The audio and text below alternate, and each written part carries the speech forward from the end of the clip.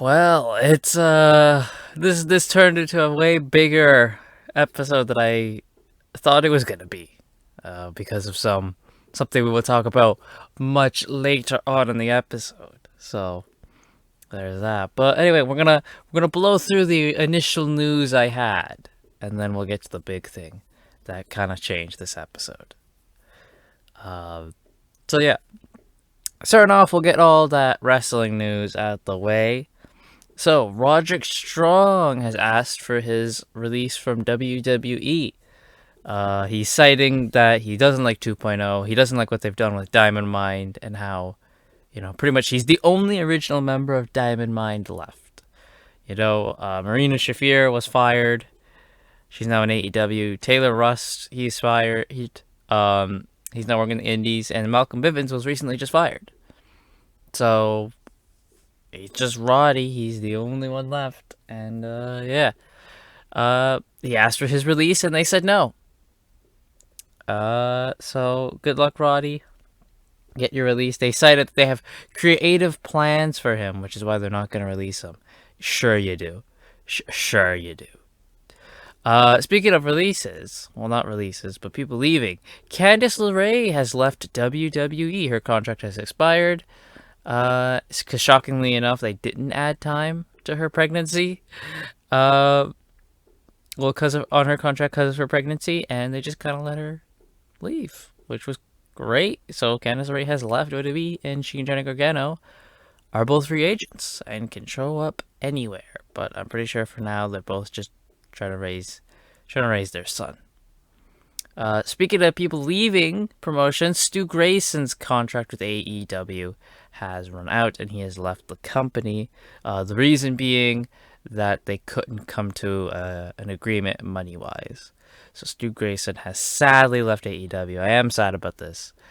Because Stu was just awesome, man. He was really, really good, and I was always complaining that they weren't using Stu Grayson on TV. He was on Dark and Dark Elevation. Not a lot, even until recently. Well, yeah, his last match in AEW will now be like a 10-man tag that happened on Elevation this past week. But I hope to see Stu Grayson eventually back again somewhere.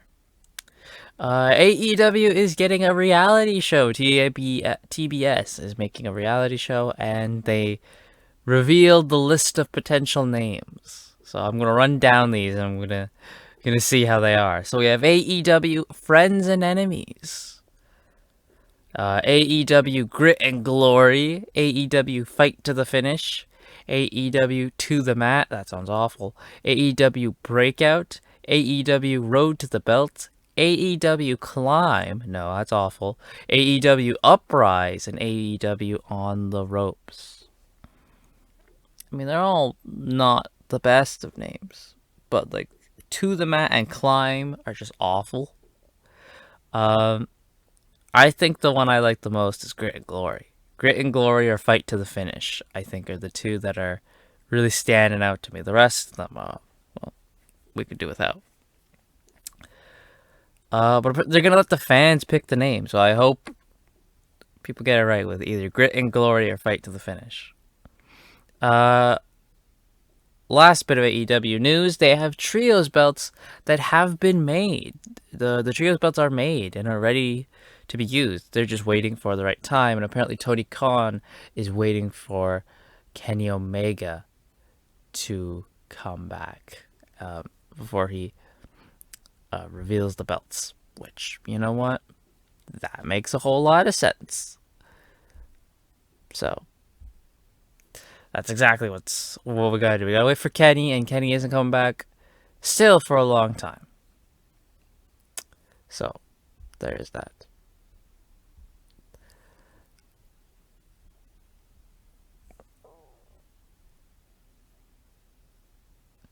And then we have some news about Dark Side of the Ring. Season 4 was in question because they weren't on the latest list of like batch for Vice TV. Like they weren't on like the new season calendar or whatever. And everyone was like, "Oh, is Dark Side of the Ring done? Like no season 4." This was also because Jim Ross came out and said he won't be on the show anymore because he felt he was misrepresented in some of his episodes, and a lot of other people like Mick Foley have also come out. Like Mick Foley and Tommy Dreamer have come out and went, "Yeah, we're not going to be back on the show either." Um, but no, Vice themselves have straight up said on Twitter that they're committed to the show and that the creators are hard at work writing episodes. So season 4 is happening of Dark Side of the Ring. Also, the creators of Dark Side of the Ring are teaming up with The Rock's company to make a Territory Days documentary. This will probably be very revisionist in WWE's favor. Probably about like how they killed the territories is pretty much what this documentary is going to be. And it's going to be very much in WWE's favor. So I can't wait for that. Which is weird that they're letting these guys do it, because if anything, I think WWE would hate these guys because these guys have unearthed some horrible stuff about WWE. It's weird. But now, Doctor Who news, and this will be a great segue into the big news. Two new audios from Big Finish have been announced. One is a audio novel for the second Doctor, which will be coming in January. It is called The Dead Star, for the second Doctor, and it is written by Kate Orman. Kate Orman, who I mainly know from book fame. She was a big writer, mainly active for Doctor Who, during the Wilderness years when the show was off the air. She was writing for like the VNAs and the EDA and PDAs. So to see her like back to write something is like insane. I'm gonna Kate Orman, Doctor Who. I'm gonna look up all of the stuff from Doctor Who she's done. We're going to TARDIS Wiki.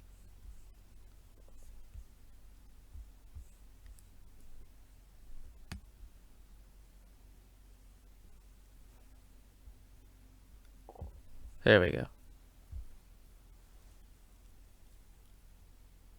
Do. Here we go.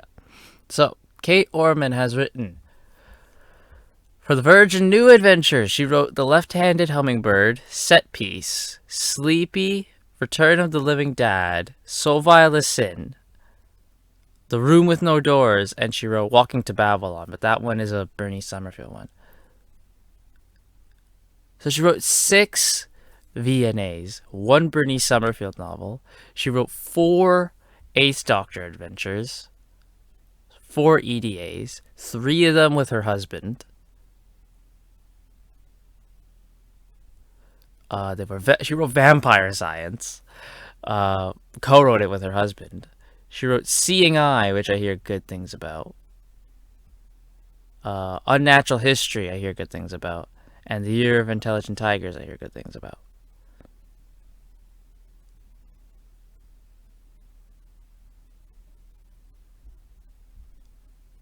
So, okay, Kate Orman's always been cited as like a really good writer.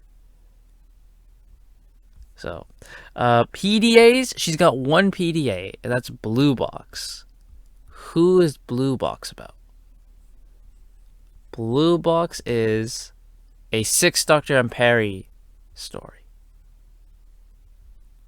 Okay. And then she has one of those Talos novellas which she wrote with her husband. It's called Fallen Gods. Who is this about? Fallen Gods is the 8th Doctor. This is the last form of Doctor Who prose Jonathan Blum and Kate Orman wrote together. Wow, okay. So it's an 8th Doctor mini thing.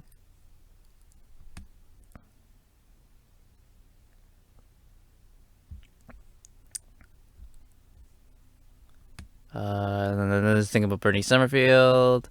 She did some Iris Wildtime, some Faction Paradox.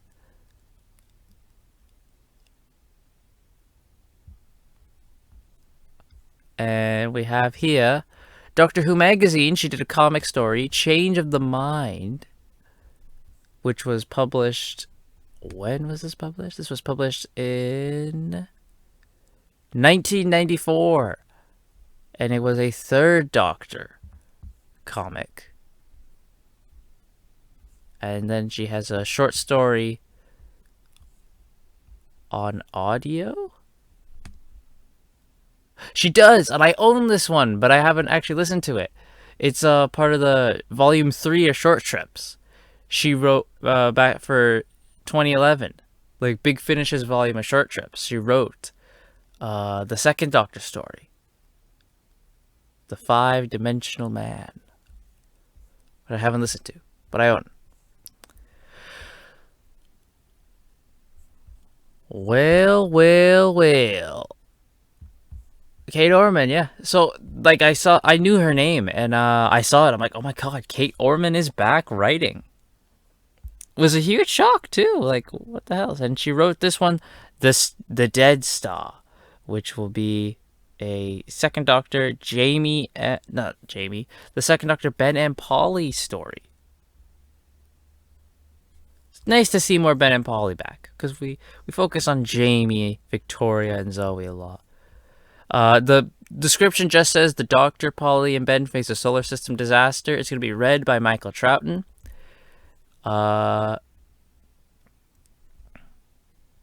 And it comes out in January. And like all audio novels, very expensive. It's $18. So there's that. And then the final bit of Big Finish news: a new Fifth Doctor box set was announced for April of next year, called Conflict of Interest. And it will be starring the Fifth Doctor with Nyssa and Tegan. It's that trio of TARDIS crew, which is always a good trio of a TARDIS crew. We have 2 stories in this box set, each of them 3 parts, so 6 parts in total, but 2 3-part stories, which we don't actually see a lot of 3-part stories from Big Finish. We don't see a lot of odd number stories. They like round numbers, like 4-part, 6-part, 2-parters. They're never a fan of like odd number stories. So nice to see we're getting one. This one is called Friendly Fire by John Dorney, and it says, when the TARDIS needs to reset itself, the Doctor, Nyssa, and Tegan find themselves having to fill time on a space hub filled with numerous attractions. This pleases Tegan and Nyssa to no end, but the Doctor is more interested in visiting an alien friend of his living on a nearby mining planet, and he's able to persuade his friends to join him. But on arrival, his friend is nowhere to be found, and the locals are more than slightly unwelcoming.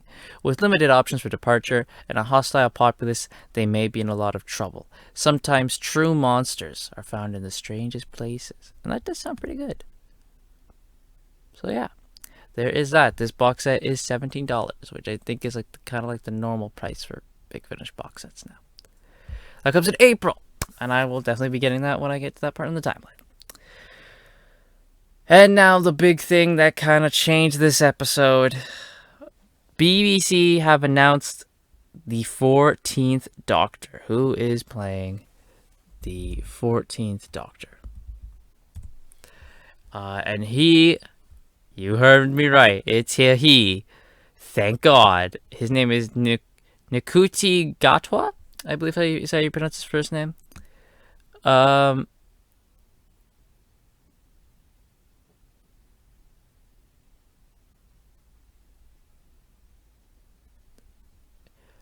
He will be the first black actor to play the Doctor, that's fine with me. I don't care. That's not what my first thought is. Unlike some people who are like, "Oh my God, he's black. That's what we need." And I'm just like, "Is he a good actor?" Cool. I have never heard of him before. But then again, like, so many Doctor Who actors were never known. Like, Tom Baker was not known when he was casted as the Doctor. You know? Sylvester McCoy wasn't really known when he was casted as the Doctor. Matt Smith sure as hell wasn't known when he was casted as the Doctor. So, the guy's 29. He's apparently mostly known for being in the show Sex Education on Netflix, which I've heard of the show. I've known nothing about it. Uh, but he's mainly known for that. Uh, so what we're gonna do is we're gonna look him up. I think that seems like the best thing to do.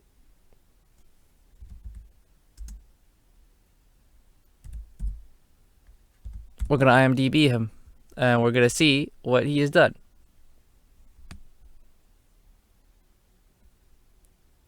He's already been added as the Doctor in Doctor Who on his list here. Okay, so let us see.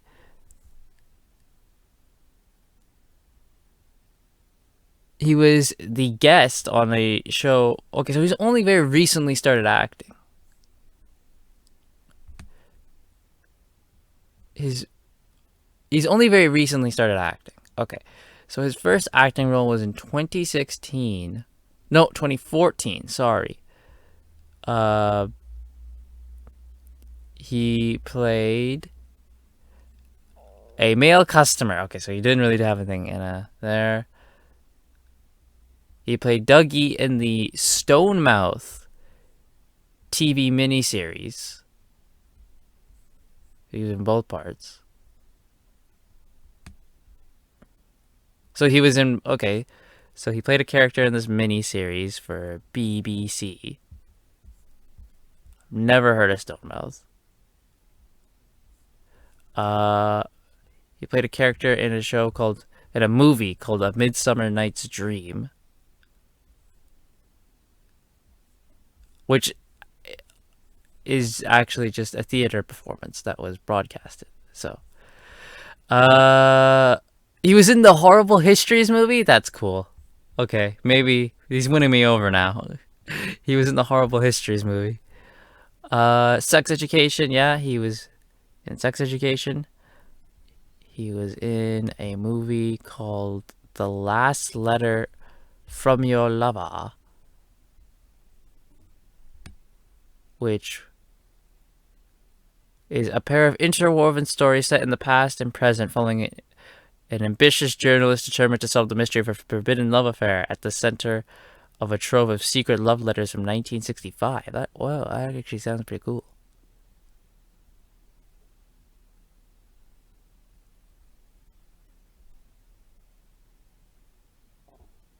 Oh my god! It stars what's her name? She was gonna be Mary Jane in Amazing Spider-Man 3. Is the star of this movie?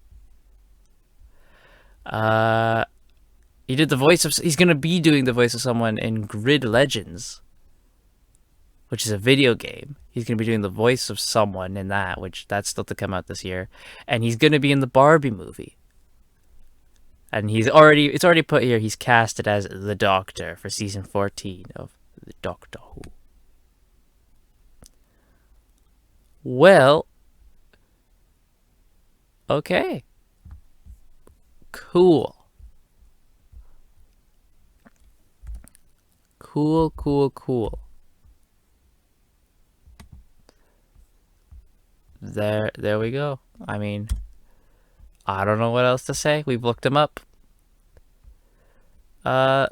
So far, I'm not completely against this casting.